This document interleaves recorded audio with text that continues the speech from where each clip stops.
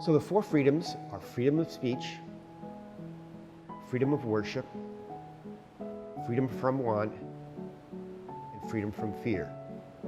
They're a group of individual rights and government responsibilities that were developed by FDR prior to the U.S.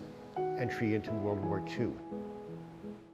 We're looking to have our guests reacquaint themselves with some of the founding ideas of the 20th century society. What are the things that we as a society are trying to achieve?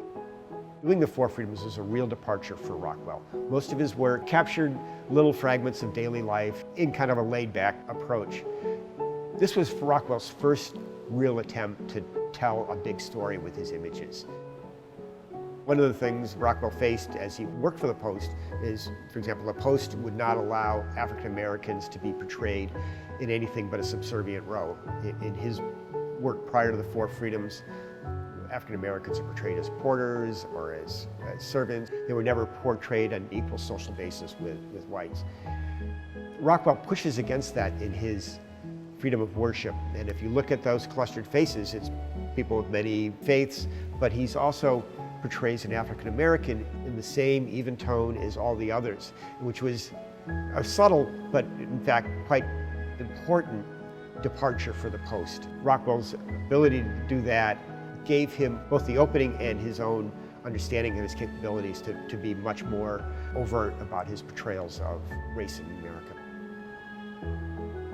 Eventually he departs from the Post and goes to The Look, which was an edgier magazine, and then went on to do many paintings relating to large-scale changes going on across the country and across the world, in civil rights, in things like the Peace Corps, broader questions about equality around the world, the growth of the United Nations, were all topics that Rockwell went after in the last 2 decades of his work.